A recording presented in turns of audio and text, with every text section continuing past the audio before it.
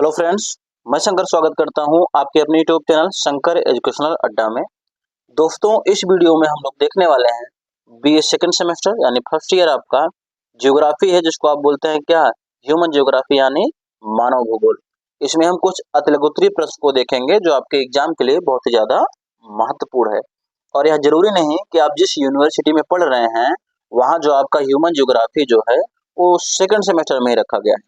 चाहे आप एमए कर रहे हैं, चाहे आप बीए कर रहे हैं, एमएससी कर रहे हैं, बीएससी कर रहे हैं, अगर आपका ह्यूमन ज्योग्राफी है आपके सिलेबस में तो आपके लिए वीडियो काफी ज्यादा कारगर है। चलते हैं आगे बढ़ते हैं देर नहीं करते हुए। पहला क्या है आपका प्रश्न कि होमोसेपियंस मानव की प्रमुख विशेषताएं बताइए। यह जो होमोसेपियंस मानव थे, जिनको बुद्धिमान मानव भी कहा जाता है, इनकी जो है प्रमुख विशेषताएं क्या थी उसके बारे में बताना है। तो देखिए लिखा गया है, होमोसेपियंस काल के मानव जो है, भैया होमोसेपियंस काल के जो मानव है वो मानव को बड़े शाकाहारी जानवरों का शिकार की दक्षता थी। मतलब जो बड़े बड़े शाकाहारी जानवर हैं उनको जो है शिकार उनका शिकार कर लेते थे आराम से, ठीक है ना, उनका ज्ञान था। आगे क्या है, खाद्य पदार्थ बहुल क्षेत्रों का ज्ञान। कहने का मतलब है खाद्य पदार्थ किन किन क्षेत्रों में ज्यादा है उसका भी इनको ज्ञान था। हथियारों का भी ज्ञान इन्हें हो गया था। स्थानांतरित होने वाले मानव अधिवास का ज्ञान भी इनको था। मतलब इनको पता था कि बदल बदल कर जो है हर स्थान पे आपको अधिवास बनाना है यानी रहना है। आई थिंक इतना आपको क्लियर हो गया होगा। चलते हैं अपने अगले प्रश्न की तरफ।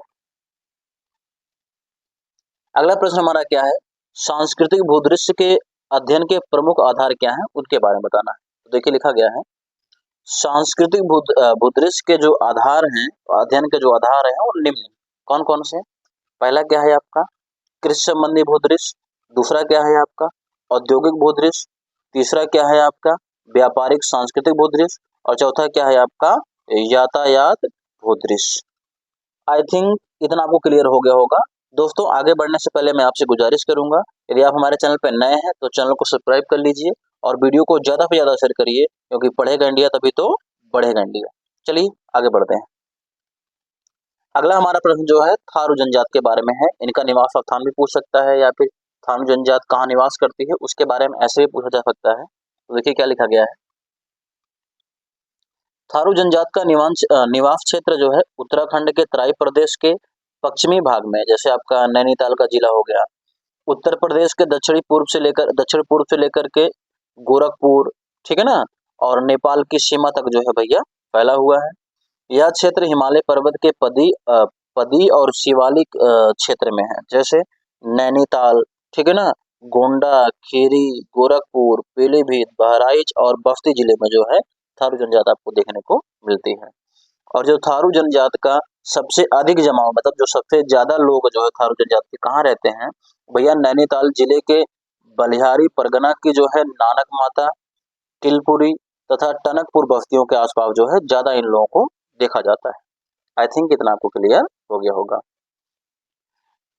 आप लोग अगर बीए की वीडियो यानी और भी देखना चाहते हैं तो डिस्क्रिप्शन में लिंक रहेगा, वहां जाकर के विजिट करें। और यकीन मानिए कि यहाँ से प्रश्न आपको 100% फंसने हैं एग्जाम में और बढ़िया करके आएंगे, ठीक है ना। चलते हैं आगे बढ़ते हैं।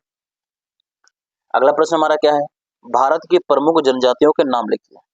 क्या है, भारत के भारत की प्रमुख जनजातियों के नाम आपको बताने हैं। तो क्या है देख लीजिए, भारत में पाई जाने वाली जो है ना भारतीय जो प्रमुख जनजातियां हैं वो निम्न है। कौन कौन सी जरा देखिए, जिसमें आपका गद्दी है, गौड़ है, भील, भोटिया, ठीक है ना, नागा, खासी, संथाल, थारू, जौनसरी जौनसारी, बट्टू आदि जनजातियां जो है भैया वो भारत के विभिन्न प्रदेशों में निवास करती हैं। आई थिंक इतना आपको क्लियर हो गया होगा। चलते हैं अगले प्रश्न की तरफ। अगला प्रश्न हमारा आज का अंतिम प्रश्न है। वीडियो ज़्यादा लंबी ना हो इसलिए थोड़ा थोड़ा बनाया जाता है, 5-5 प्रश्न ही हम कवर करते हैं ताकि आप खाते पीते उठते बैठते भी वीडियो को आसानी से देख सकें। और वीडियो को पढ़ने का तरीका, जैसे मान लीजिए आपके पास समय नहीं है, जब आप शाम को सोते हैं तो ईयरफोन लगा करके प्लेलिस्ट चालू करके रख दीजिए। उसमें जितनी भी वीडियो रहेंगे धीरे धीरे चीज़ें जो बोली जाएंगी वो आपके माइंड में फिट हो जाएंगे। इससे काफ़ी कुछ आपको बेनिफिट मिलेगा, ठीक है। तो देखिए क्या है प्रश्न, मानव भूगोल का क्रमिक विकास क्या है उसके बारे में बताना है। तो लिखा गया है कि मानव भूगोल का विकास अध्ययन जो है निम्नलिखित 3 विभाजनों पर आधारित किया जा सकता है। पहला क्या है भैया आपका जर्मन भूगोलवेत्ताओं का योगदान, दूसरा क्या है फ्रांसीसी भूगोलवेत्ताओं का योगदान और तीसरा क्या है ब्रिटिश एवं अमेरिकन भूगोलवेत्ताओं का योगदान। अगर ये सारी चीजें आप लोग पढ़ लेते हैं तो आपका समझ में आ जाएगा कि मानव भूगोल का विकास कैसे हुआ है। आई थिंक इतना आपको क्लियर हो गया होगा। बस आज के लिए इतना ही। चलते हैं, मिलते हैं आपसे अगली वीडियो में। लेकिन चलने से पहले मैं आपसे फिर से गुजारिश करूंगा यदि आप हमारे चैनल पर नए हैं तो चैनल को सब्सक्राइब और वीडियो को लाइक करना न भूलें। और जिस भी व्यक्ति को इसकी जरूरत है, चाहे आपके सहपाठी हो, आपके मित्र हो, आपके रिलेशनशिप में हो, आपके रिश्तेदार हो, सबके पास वीडियो को शेयर करिए, क्योंकि पढ़ेगा इंडिया तभी तो बढ़ेगा इंडिया। मिलते हैं आपसे अगली वीडियो में।